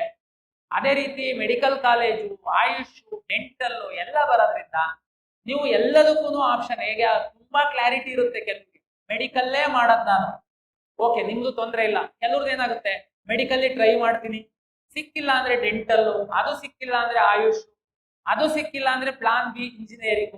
ನೀವೇನ್ ಮಾಡ್ಬೇಕಾಗುತ್ತೆ, ಆಪ್ಷನ್ಸ್ ಗಳನ್ನ ಜಾಸ್ತಿ ಎಂಟ್ರಿ ಮಾಡ್ಬೇಕಾಗುತ್ತೆ. ಸರ್ ಎಷ್ಟು ಬೇಕಾದ್ರೂ ಮಾಡ್ಬೋದಾ? ಎಷ್ಟು ಬೇಕಾದ್ರೂ ಮಾಡ್ಬೋದು. ಆಪ್ಷನ್ ನಾವು ಅಲಾಟ್ ಮಾಡುವಾಗ ನಿಮ್ಮ ರ್ಯಾಂಕು, ನಿಮ್ಮ ರಿಸರ್ವೇಶನ್, ನಿಮ್ಮ ಪ್ರಿಯಾರಿಟಿ, ನೀವು ಯಾವ್ದು ಫಸ್ಟ್ ಅಂತ ಹಾಕಿದ್ದೀರಾ ಅದ್ರ ಮೇಲೆ ನಾವು ಮಾಡ್ತೀವಿ. ಸರ್ ಒಂದ್ಸರಿ ಮಾಡ್ತಿದ್ದಂಗೆನೆ ಇದಾಗ್ಬಿಟ್ಟು ಏನ್ ಚಿಂತೆ ಮಾಡ್ಬಿಡಿ. ನಾವು ಆಪ್ಷನ್ ಎಂಟ್ರಿ ಓಪನ್ ಮಾಡಿದ್ಮೇಲೆ ಮಾಕ್ ರಿಸಲ್ಟ್ ಅಂತ ಬಿಡ್ತೀವಿ. ಅದಾದ್ಮೇಲೆ ನಿಮ್ಗೆ ಒಂದು ಐಡಿಯಾ ಬರುತ್ತೆ. ಮತ್ತೆ ನಾವು ನಿಮಗೆ ಮೇಲೆ ಕೆಳಗೆ ಮಾಡೋದಕ್ಕೆ, ಡಿಲೀಟ್ ಮಾಡೋದಕ್ಕೆ ಅವಕಾಶ. ಅದಾದ್ಮೇಲೆ ನಾವು ರಿಸಲ್ಟ್ ಅಲ್ಲೂ ತಪ್ಪಾಗಿತ್ತು, ನೀವು ಸೆಕೆಂಡ್ ರೌಂಡಿಗೆ ಬರ್ಬೋದು ಅಪ್ಗ್ರೇಡೇಷನ್. ಹಾಗಾಗಿ ನಾನು ಮುಂದಿನ ದಿನಗಳಲ್ಲಿ ವಿದ್ಯಾರ್ಥಿಗಳಿಗೆ ಕೌನ್ಸಿಲಿಂಗ್ ಇದ್ದು ಹೆಚ್ಚಿನ ಮಾಹಿತಿ ಹೇಳ್ತೀನಿ. ಇಲ್ಲಿ ಎರಡೇ ವಿಷಯನ ನಾನು ಹೇಳೋದಕ್ಕೆ ಹೆಚ್ಚು ಇಷ್ಟಪಡುವಂಥದ್ದು, ಈ ಸಂದರ್ಭದಲ್ಲಿ ಪರೀಕ್ಷೆ ಆಗಿದೆ, ನೆಕ್ಸ್ಟ್ 20-25 ದಿವಸದೊಳಗಡೆ ರಿಸಲ್ಟ್ ಬರುತ್ತೆ. ನಮ್ಮ ರಿಸಲ್ಟ್ ಯಾವಾಗ ಕೊಡ್ಬೇಕಾಗುತ್ತೆ ನಾನು ಅಂತಂದ್ರೆ, PUCಯ 2ನೇ ಪರೀಕ್ಷೆಯ ಫಲಿತಾಂಶ ಬಂದ ನಂತರವೇ ನಾನು ಕೊಡ್ಬೇಕು. ಯಾಕೆಂದ್ರೆ ಬೆಸ್ಟ್ ಆಫ್ 2 PUದು ರಿಸಲ್ಟ್ ತಗೊಂಡು ನಾನು ನನ್ನ ರಿಸಲ್ಟ್ ಕೊಡ್ಬೇಕಾಗಿರೋದ್ರಿಂದ ಅವರ ರಿಸಲ್ಟ್ ನಾನು ಕಾಯ್ಬೇಕಾಗುತ್ತೆ. ಅವರ ರಿಸಲ್ಟ್ ಬಂದ ಒಂದು ವಾರದೊಳಗಡೆ ನಾನು ರಿಸಲ್ಟ್ ಕೊಡ್ತೀನಿ. ಅದ್ರೊಳಗಡೆ ನಿಮಗೆ ಒಂದು 20-25 ದಿವಸ ಸಮಯ ಇದೆ. ವಿದ್ಯಾರ್ಥಿಗಳು ನಮ್ಮ ವೆಬ್ಸೈಟ್ ಅಲ್ಲಿ ಹೋಗಿ ಕಳೆದ ವರ್ಷದ ಕಾಲೇಜು ವಾರು, ಕೋರ್ಸ್ ವಾರು ರ್ಯಾಂಕ್ ಗಳನ್ನ ತಾವು ಸ್ಟಡಿ ಮಾಡಿ, ಜೊತೆಗೆ ನೀವು ಏನು ಅರ್ಜಿ ಹಾಕಿದೀರಾ ಅರ್ಜಿಯನ್ನ ಒಮ್ಮೆ ಪರಿಶೀಲನೆ ಮಾಡಿಕೊಳ್ಳಿ. ನೀವು ಎಲ್ಲಾ ಮೀಸಲಾತಿ ಹಾಕಿದೀರಾ, ಎಲ್ಲದೂ ಕರೆಕ್ಟ್ ಇದೆಯಾ ಅದನ್ನ ಒಂದ್ಸರಿ ನೋಡ್ಕೊಳ್ಳಿ. ವಿಶೇಷ ಕೆಟಗರಿಯ ವಿದ್ಯಾರ್ಥಿಗಳು ದಾಖಲೆ ಪರಿಶೀಲನೆಗೆ 4ನೇ ತಾರೀಕಿಂದ ಇಟ್ಕೊಂಡಿದೀವಿ. ನಾವು ಬನ್ನಿ ದಾಖಲೆ ಪರಿಶೀಲನೆ ಮಾಡ್ಕೊಳ್ಳಿ. ಮತ್ತೆ ಕಳೆದ ವರ್ಷ ನಾವು ಈ PWD ಪರ್ಸನ್ ವಿತ್ ಡಿಸೆಬಿಲಿಟಿ ವಿಶೇಷ ಚೇತನ ವರ್ಗದಲ್ಲಿ 26 ವಿದ್ಯಾರ್ಥಿಗಳು ನಮಗೆ ಮಧ್ಯವರ್ತಿಗಳ ಒಂದು ಸಹವಾಸ ಮಾಡಿ ಮೋಸ ಮಾಡ್ಲಿಕ್ಕೆ ಬಂದ್ರು. ಅವರೆಲ್ಲರ ಮೇಲೆ ನಾವು FIR ಹಾಕಿ ನೋಡಿ. ಮೋಸ ಮಾಡುವಂತದ್ದು ಇವತ್ತಿನ ಈ ಟೆಕ್ನಾಲಜಿ ಒಳಗಡೆ ಇಷ್ಟು ಸೋಷಿಯಲ್ ಮೀಡಿಯಾ ಸಾಧ್ಯ ಇಲ್ಲ. ಆ ಟೈಮಿಗೆ ನೀವೇನಾದ್ರೂ ಮಾಡಿದೀವಿ ಅಂತ ಖುಷಿ ಆಗ್ಬೋದು, ಆದ್ರೆ ಸಿಸ್ಟಮ್ ಒಳಗಡೆ ನೀವು ಮೋಸ ಮಾಡಿ ಬಂದ್ರೆ ಹೊರಗಡೆ ಅಷ್ಟೇ ಖುಷಿಯಾಗಿ ಹೋಗುವಂತದಕ್ಕೆ ಸಾಧ್ಯ ಇಲ್ಲ. ನೋಡಿ ಕಳೆದ ವರ್ಷ ಆ ವಿದ್ಯಾರ್ಥಿಗಳು ಫೇಕ್ ಮೆಡಿಕಲ್ ಸರ್ಟಿಫಿಕೇಟ್ ತಗೊಂಡ್ರು. ಅಲ್ಲಿಗೆ ನಂದು ಮುಗ್ದೋಗ್ಬಿಡ್ತು, ನನಗೆ ಮೆಡಿಕಲ್ ಸೀಟ್ ಕನ್ಫರ್ಮ್ ಆಯ್ತು ಅಂತ ಅನ್ಕೊಂಡ್ರು. ಆದ್ರೆ ನಾವು ಕೆಎ ಇಂದ ಪ್ರತ್ಯೇಕವಾಗಿ ಮೆಡಿಕಲ್ ಮಾಡಿಸ್ತೀವಿ ಕಾನ್ಸ್ಟಿಟ್ಯೂಟ್ ಮಾಡಿ. ಅದಕ್ಕೆ ಇಲ್ಲಿ ನಮ್ಮಲ್ಲಿ ಆಯುಕ್ತಾಲಯ ಇದೆ ವಿಶೇಷ ಚೇತನರಿಗೆ, ಅಲ್ಲಿ ಒಬ್ರು ಕಂಪ್ಲೇಂಟ್ ಕೊಡ್ತಾರೆ. ಏನಂತ ಅಂದ್ರೆ, ಡಾಕ್ಟರ್ ಸರ್ಟಿಫೈ ಮಾಡಿದ ಮೇಲೆ ನನ್ನ ಮಗುನ ಮತ್ತೆ ಕೆಇ ಅವರು ಹರಾಸ್ಮೆಂಟ್ ಮಾಡ್ತಾ ಇದಾರೆ ವಿಶೇಷ ಚೇತನರಿಗೆ. ನಾವು ಅದಕ್ಕೆ ಕೇರ್ ಮಾಡಿಲ್ಲ. ನಮ್ಮ ನಿಯಮದಲ್ಲಿ ಬಹಳ ಸ್ಪಷ್ಟವಾಗಿತ್ತು, ನಾವು ಮೆಡಿಕಲ್ ಮಾಡಿಸಿದ್ದಕ್ಕೆ 26 ಮೆಡಿಕಲ್ ಸೀಟ್ ನಾನು ಸೇವ್ ಮಾಡಿ, ಇಲ್ಲಾಂದ್ರೆ ಫೇಕ್ ವಿಶೇಷ ಚೇತನರು 26 ಸೀಟ್ಗಳನ್ನ ತಗೊಂಡಿದ್ದೀನಿ. ಹಾಗಾಗಿ ಈ ಅನ್ಯ ಮಾರ್ಗದಲ್ಲಿ ಹೋಗೋದಕ್ಕೆ ಪ್ರಯತ್ನ ಪಡಬೇಡಿ. ಆಮೇಲೆ ಮೆಡಿಕಲ್ಗೆ ಸಂಬಂಧಪಟ್ಟಂತೆ ತುಂಬಾ ಪೇರೆಂಟ್ಸ್ ಮಕ್ಕಳಿಗೆ ಒಟ್ಟು ನಾನು ಮೆಡಿಕಲ್ ಮಾಡಿಸ್ಬೇಕು, ಎಷ್ಟಾದ್ರೂ ದುಡ್ಡು ಖರ್ಚಾಗ್ಲಿ, ಜಮೀನ್ ಮಾರ್ಲಿ, ಆತರ ಇಲ್ಲ. ಈಗ ನಿಮ್ಮ ಹತ್ರ ಎಷ್ಟು ದುಡ್ಡು ಇರ್ಬೋದು, ಎಷ್ಟು ಸಾಲ ಮಾಡ್ಲಿಕ್ಕೆ ರೆಡಿ ಇರ್ಬೋದು, ಅಂತಿದಂಗೆನೆ ಇವತ್ತು ಮೆಡಿಕಲ್ ಮಾಡ್ಸಕ್ ಆಗಲ್ಲ. ನಿಮ್ಮ ನೀಟ್ ರ್ಯಾಂಕ್ ಸಹ ಬೇಕು. ದಯಮಾಡಿ ಪೇರೆಂಟ್ಸು ಹಠಕ್ಕೆ ಬಿದ್ದು ಮೆಡಿಕಲ್ ಮಾಡಿಸ್ಲೇಬೇಕು ಅಂತ ನೀಟ್ ರ್ಯಾಂಕ್ ಇಲ್ಲ ಅಂತಂದ್ರು ಅನ್ಯ ಮಾರ್ಗದಲ್ಲಿ ಹೋಗುವಂತ ಪ್ರಯತ್ನ ಮಾಡಬೇಡಿ. ನೀವು ಸಕ್ಸೀಡ್ ಆಗೋದಕ್ಕೆ ಆಗಲ್ಲ. ಯಾಕೆ ಅಂತಂದ್ರೆ ನೀಟ್ ರ್ಯಾಂಕ್ ಮೆಡಿಕಲ್ ಸೀಟ್ ಅಲಾಟ್ಮೆಂಟ್ಗೆ ಅಷ್ಟೇ ಮುಖ್ಯವಾಗಿರುತ್ತೆ. ಹಾಗಾಗಿ ಎಲ್ಲ ವಿದ್ಯಾರ್ಥಿಗಳು ಮತ್ತು ಪೋಷಕರಿಗೆ ನಾನು ಹೇಳುವಂಥದ್ದು, ಕರ್ನಾಟಕ ಪರೀಕ್ಷಾ ಪ್ರಾಧಿಕಾರ ಅಧಿಕೃತವಾಗಿ ಟೈಮ್ ಟು ಟೈಮ್ ಕೌನ್ಸಿಲಿಂಗ್ ಬಗ್ಗೆ ನಮ್ಮ ವೆಬ್ಸೈಟ್ ಅಲ್ಲಿ ಮಾಹಿತಿಯನ್ನ ಪ್ರಚಾರ ಮಾಡ್ತೀವಿ. ದಯಮಾಡಿ ಅದನ್ನ ಸ್ವಲ್ಪ ಓದೋ ಅಭ್ಯಾಸ ಮಾಡ್ಕೊಳ್ಳಿ. ಕಳೆದ ವರ್ಷದ ಮತ್ತು ಅದಕ್ಕಿಂತ ಹಿಂದಿನ ವರ್ಷದ ಕಾಲೇಜು ವಾರು ಕಟ್ ಆಫ್ ಇದೆ, ದಯಮಾಡಿ ಸ್ಟಡಿ ಮಾಡಿ. ಕರ್ನಾಟಕ ಪರೀಕ್ಷಾ ಪ್ರಾಧಿಕಾರ ಟೈಮ್ ಟು ಟೈಮ್ ಕೌನ್ಸಿಲಿಂಗ್ ಸಂಬಂಧಪಟ್ಟಂತೆ ನಾವು ನಮ್ಮ ವಿಕಾಸನ ಯೂಟ್ಯೂಬ್ ಚಾನಲ್ ಅಲ್ಲಿ ಮಾಹಿತಿಯನ್ನ ಹಂಚ್ಕೊಳ್ತೀವಿ. ದಯಮಾಡಿ ಅದನ್ನ ನೋಡಿ. ಸಾಕಷ್ಟು ವಿದ್ಯಾರ್ಥಿಗಳು ಸಾಕಷ್ಟು ರಾಜ್ಯದಲ್ಲಿ ಮೆಂಟರ್ಸ್ ಇದ್ದಾರೆ, ಅವರು ತಮ್ಗೆ ಮೆಂಟಿಂಗ್ ಮಾಡ್ತಾರೆ. ತಾವು ಅವ್ರದ್ದು ವಿಡಿಯೋಗಳನ್ನ ಕೇಳಿ ಮಾಹಿತಿ ತಗೊಳ್ಳಿ. ಆದ್ರೆ ಅನ್ಯ ಮಾರ್ಗಗಳಿಂದ ನಿಮಗೆ ಸೀಟ್ ಕೊಡಿಸ್ತೀವಿ ಅಂತ ಮಾಡುವಂತಹ ಮೆಂಟರ್ ನಿಮಗೆ ಏನಾದ್ರು ಸಿಕ್ಕಿದ್ರೆ ದಯಮಾಡಿ ನಮ್ ಗಮನಕ್ಕೆ ತನ್ನಿ. ಇಲ್ಲ ಅಂತಂದ್ರೆ ಪೊಲೀಸ್ ಕಂಪ್ಲೇಂಟ್. ಯಾರು ನ್ಯಾಯಯುತವಾಗಿ ನಿಮ್ಗೆ ಮೆಂಟಿಂಗ್ ಮಾಡ್ತಾರೆ, ಗೈಡ್ ಮಾಡ್ತಾರೆ ಕೌನ್ಸಿಲಿಂಗ್ ಬಗ್ಗೆ, ಖಂಡಿತ ಕೇಳಿ, ನಂದು ಆಕ್ಷೇಪ ಇಲ್ಲ. ಬಟ್ ಆದ್ರೆ ನನಗೆ ಕಾಂಟ್ಯಾಕ್ಟ್ ಇದೆ, ಪರಿಚಯ ಇದೆ, ಕೆಇ ಅಫಿಷಿಯಲ್ಸ್ ಪರಿಚಯ ಇದ್ದಾರೆ, ನಂಬಕ್ ಹೋಗ್ಬೇಡಿ. ನಮ್ಗೆ ಎಲ್ಲರೂ ಪರಿಚಯನೇ. ಆದ್ರೆ ನಾವು ಅಡ್ಡದಾರಿನಲ್ಲಿ ಯಾರಿಗೆ ಹೆಲ್ಪ್ ಮಾಡಲ್ಲ. ಪಾರದರ್ಶಕವಾಗಿ ನಾವು 100% ತಂತ್ರಾಂಶವನ್ನು ಅಳವಡಿಸ್ಕೊಂಡಿದೀವಿ. ನಿಮಗೆ ಯಾವುದು ಸಂದರ್ಭದಲ್ಲಿ, ನಾನು ಲಾಸ್ಟ್ ಇಯರ್ ಸಹ ಅಷ್ಟೇನೆ, ಈ ಪೇರೆಂಟ್ಸ್ಗೆ ಕೆಲವೊಮ್ಮೆ ಈ ಕೌನ್ಸಿಲಿಂಗ್ ಪ್ರೋಸೆಸ್ ಸ್ವಲ್ಪ ಅರ್ಥ ಆಗಲ್ಲ. ಅವಾಗ ಏನಾಗುತ್ತೆ, ಅವರು ಆಪ್ಷನ್ ಎಂಟ್ರಿನೇ ಮಾಡಿರ್ತಾ ಇರ್ಲಿಲ್ಲ, ಅವರು ತುಂಬಾ ಬಂದು ಗಲಾಟೆ ಮಾಡ್ತಾ ಇದ್ರು ನಮ್ಮ. ಅವಾಗ ಅವರಿಗೆ ನಾವೇನ್ ಬೇಜಾರಿಲ್ಲ, ಪಾಪ ಅವರಿಗೆ ಗೊತ್ತಿರಲ್ಲ. ನಾವು ಕೂರಿಸಿ ಆ ಮಗು ಆಪ್ಷನ್ ಎಂಟ್ರಿ ಮಾಡಿರೋದೆಲ್ಲ ತೆಗೆದು ತೋರಿಸಿದ್ರೆ ಅವರಿಗೆ ರಿಯಲೈಸ್ ಆಗುತ್ತೆ, ಓ ನಮ್ದೇನೆ ತಪ್ಪಾಗಿದೆ. ಅದಕ್ಕೇನೆ ಕೌನ್ಸಿಲಿಂಗ್ ಸಂದರ್ಭದಲ್ಲಿ ನಾನು ಸಾಕಷ್ಟು ವಿಡಿಯೋಗಳನ್ನ ನಾನು ಮಾಡಿ ನಿಮಗೆ ಕಳಿಸ್ಕೊಡ್ತೀನಿ. ಸಮಾಧಾನವಾಗಿ ಆಪ್ಷನ್ ಎಂಟ್ರಿ ಮಾಡಿ, ನಿಮಗೆ ನಿಮ್ಮ ರ್ಯಾಂಕಿಗೆ ತಕ್ಕಂತೆ ನಿಮಗೆ ಕಾಲೇಜ್ಗಳು ಸಿಗುತ್ತೆ. ತಕ್ಷಣ ಹೋಗಿ ಅಡ್ಮಿಷನ್ ಆಗುವಂತದ್ರ ಬಗ್ಗೆ ನಾನು ಹೇಳೋದು, ನಿಮ್ಮ ಮಕ್ಕಳ ಮೇಲೆ, ನಿಮ್ಮ ಮಗುವಿನ ರ್ಯಾಂಕ್ ಮೇಲೆ ತಮಗೆ ನಂಬಿಕೆ ಇದ್ರೆ, ಇಂಜಿನಿಯರಿಂಗಿಗೆ ಮಾತಾಡೋದಾದ್ರೆ 84,000 ಈ ವರ್ಷ ಇನ್ನೂ ಸ್ವಲ್ಪ ಜಾಸ್ತಿ ಆಗ್ಬೋದು. ಮೆಡಿಕಲ್ಗೆ, ಡೆಂಟಲ್ಗೆ, ಆಯುಷ್ಗೆ ಸಂಬಂಧಪಟ್ಟಂತೆ ಆದ್ರೆ 100% ಸೀಟ್ಗಳು ನಮ್ಮ ಮೂಲಕ ಅಲಾಟ್ ಆಗೋದ್ರಿಂದ ನಾವು ಎಲ್ಲ ಕಾಲೇಜುಗಳ ಕೋರ್ಸ್ಗಳ ಸ್ಟಡಿ ಮಾಡಿ ನಮ್ಮ ಕೌನ್ಸಿಲಿಂಗ್ ಅಲ್ಲಿ ಭಾಗವಹಿಸಿ ನೀವು ಒಳ್ಳೆ ಸೀಟ್ ತಗೊಳ್ಳಿ, ನನ್ನ ಒಂದು ವಿನಂತಿ. ಬಹುತೇಕ ಈ ಹಂತದಲ್ಲಿ ಇಷ್ಟೇ ಮಾಹಿತಿ ಸಾಕು ಅಂತ ಅನ್ಸುತ್ತೆ. ಬಟ್ ಆದ್ರೆ ನಾನು ಹೇಳಿರೋದನ್ನ ಬಿಟ್ಟು ಕೆಲವೊಂದೇನಾದ್ರೂ ಅನುಮಾನಗಳಿದ್ರೆ ಪೇರೆಂಟ್ಸ್ ತಾವು ಕೇಳ್ಬೋದು. ತಾವು ಕೇಳುವಂತಹ ಪ್ರಶ್ನೆ ಬಹುತೇಕ ಟಿವಿ ಅವರು ಇದನ್ನ ಪ್ರಸಾರ ಮಾಡೋದ್ರಿಂದ ಡಿಜಿಟಲ್ ಮೀಡಿಯಾದಲ್ಲಿ ಬೇರೆ ಕಡೆ ಇರುವಂತಹ ಮಕ್ಕಳು ಪೋಷಕರಿಗೆ ಸಹ ಅನುಕೂಲ ಆಗುತ್ತೆ. ಧನ್ಯವಾದ. ಕಲ್ಯಾಣ ಕರ್ನಾಟಕ ಏನು 371J ಅಡಿಯಲ್ಲಿ ಸರ್ಕಾರ ಮೀಸಲಾತಿಯನ್ನು ನಿಗದಿಪಡಿಸಿದೆ. ಇಂಜಿನಿಯರಿಂಗ್, ಮೆಡಿಕಲ್, ಡೆಂಟಲ್, ಆಯುಷ್ ಎಲ್ಲದಕ್ಕೆ ಸಹ 371J ನಲ್ಲಿ ಸರ್ಕಾರ ಸೀಟ್ಗಳನ್ನು ನಿಗದಿಪಡಿಸಿದೆ. ಹೇಗೆ ನಿಗದಿಪಡಿಸುತ್ತೆ ನಮ್ಗೆಲ್ಲ ಗೊತ್ತಿದೆ. ಕಲ್ಯಾಣ ಕರ್ನಾಟಕದ ಜಿಲ್ಲೆಗಳಲ್ಲಿ ಒಂದಷ್ಟು ಇನ್ಸ್ಟಿಟ್ಯೂಷನ್ಸ್ ಇದೆ, ಆ ಜಿಲ್ಲೆ ಹೊರತುಪಡಿಸಿ ಒಂದಷ್ಟು ಇನ್ಸ್ಟಿಟ್ಯೂಷನ್ಸ್ ಇದೆ. ಈ ಎಲ್ಲ ಇನ್ಸ್ಟಿಟ್ಯೂಷನ್ಸ್, ಕಲ್ಯಾಣ ಕರ್ನಾಟಕದಲ್ಲಿರುವಂತಹ ಇನ್ಸ್ಟಿಟ್ಯೂಷನ್ಸ್ ಅಲ್ಲಿ ಹೆಚ್ಚಿನ ಒಂದು ಸೀಟ್ಗಳು ತಮ್ಮ ಮಕ್ಕಳಿಗೆ ನಿಗದಿ ಆಗಿವೆ. ಕಲ್ಯಾಣ ಕರ್ನಾಟಕ ಹೊರತುಪಡಿಸಿ ಕಾಲೇಜ್ಗಳಲ್ಲಿ ಸೀಮಿತವಾದಂತಹ ಸೀಟ್ಗಳು ನಿಗದಿ ಆಗಿದೆ. ಆಯಾ ವರ್ಷ ಯಾವ್ಯಾವ ಬ್ರಾಂಚ್ ಅಲ್ಲಿ ಎಷ್ಟೆಷ್ಟು ಸೀಟ್ ಇರುತ್ತೆ ಅನ್ನೋದ್ರ ಮೇಲೆ, ಇಂಜಿನಿಯರಿಂಗ್ ಆದ್ರೆ ಹೈಯರ್ ಎಜುಕೇಶನ್, ಮೆಡಿಕಲ್ ಆದ್ರೆ ಮೆಡಿಕಲ್ ಡಿಪಾರ್ಟ್ಮೆಂಟ್, ಆಯುಷ್ಗೆ ಸಂಬಂಧಪಟ್ಟಂತೆ ಆಯುಷ್ ಇಲಾಖೆಯವರು ಸೀಟನ್ನ ನಿಗದಿಪಡಿಸ್ತಾರೆ. ನಾವು ಒಂದ್ಸರಿ ಸೀಟ್ ಮ್ಯಾಟ್ರಿಕ್ಸ್ ಅಂತ ಪಬ್ಲಿಷ್ ಮಾಡ್ತೀವಿ. ಉದಾಹರಣೆ ಕಾಲೇಜ್ ವಾರು, ಬ್ರಾಂಚ್ ವಾರು, ಮೆಡಿಕಲ್ ಕಾಲೇಜ್ ಆದ್ರೆ ಮೆಡಿಕಲ್ ಕಾಲೇಜ್ ವಾರು ಎಷ್ಟು ಸೀಟ್ಗಳಿದೆ, ಅದರಲ್ಲಿ ಸರ್ಕಾರಿ ಕೋಟದ್ದು ಸೀಟ್ ಏನು 40% ಸೀಟ್ ಇರುತ್ತೆ. ಆ 40% ಸೀಟ್, ಉದಾಹರಣೆಗೆ ಬೆಂಗಳೂರಲ್ಲಿ ಒಂದು ಮೆಡಿಕಲ್ ಕಾಲೇಜ್ ಇದೆ ಅಂತಂದ್ರೆ ಅಲ್ಲಿ 2A, 2B, 3A, 3B, Kannada medium, rural ಇದೆಲ್ಲ ಕೊಡೋದ್ರ ಜೊತೆಗೆ 371J ಇರುವಂತಹ ವಿದ್ಯಾರ್ಥಿಗಳಿಗೆ ಅವರಲ್ಲಿ ಯಾರು ಹಾರಿಜಾಂಟಲ್ ಮತ್ತೆ ವರ್ಟಿಕಲ್ ಸೀಟ್ ನಿಗದಿ ಆಗುತ್ತೆ. ಅದು ಕಾಲೇಜ್ ವಾರು, ಬ್ರಾಂಚ್ ವಾರು ವೇರಿಯೇಷನ್ ಆಗುತ್ತೆ. ತಾವು ಅದನ್ನ ಸೀಟ್ ಮ್ಯಾಟ್ರಿಕ್ಸ್ ಬಿಟ್ಟಾಗ ನೋಡಬಹುದು. ಜೊತೆಗೆ ಕಳೆದ ವರ್ಷದ್ದು ಸೀಟ್ ಮ್ಯಾಟ್ರಿಕ್ಸ್ ನಮ್ಮ ವೆಬ್ಸೈಟ್ ಅಲ್ಲಿ ಇದೆ. ತಾವು ಬೇಕಿದ್ರೆ for example Bengaluru medical college ನಾವು ನೋಡೋದಾದ್ರೆ ತಾವು ನಮ್ಮ ವೆಬ್ಸೈಟ್ ಅಲ್ಲಿ ಹೋಗಿ ತಾವು ನೋಡಬಹುದು. ಬೆಂಗಳೂರು ಮೆಡಿಕಲ್ ಕಾಲೇಜ್ ಅಲ್ಲಿ 371J ಗೆ ಎಷ್ಟು ಸೀಟ್ ಇದೆ. ಇವತ್ತು ಖಾಸಗಿ ಮೆಡಿಕಲ್ ಕಾಲೇಜಲ್ಲಿ ಸಹ ಕಲ್ಯಾಣ ಕರ್ನಾಟಕದ ಮೆಡಿಕಲ್ ಕಾಲೇಜು, ಕಲ್ಯಾಣ ಕರ್ನಾಟಕೇತರ ಮೆಡಿಕಲ್ ಕಾಲೇಜಲ್ಲಿ ಸಹ 371J ಗೆ ಒಂದಷ್ಟು ಸೀಟುಗಳನ್ನು ನಿಗದಿಪಡಿಸಿರ್ತಾರೆ.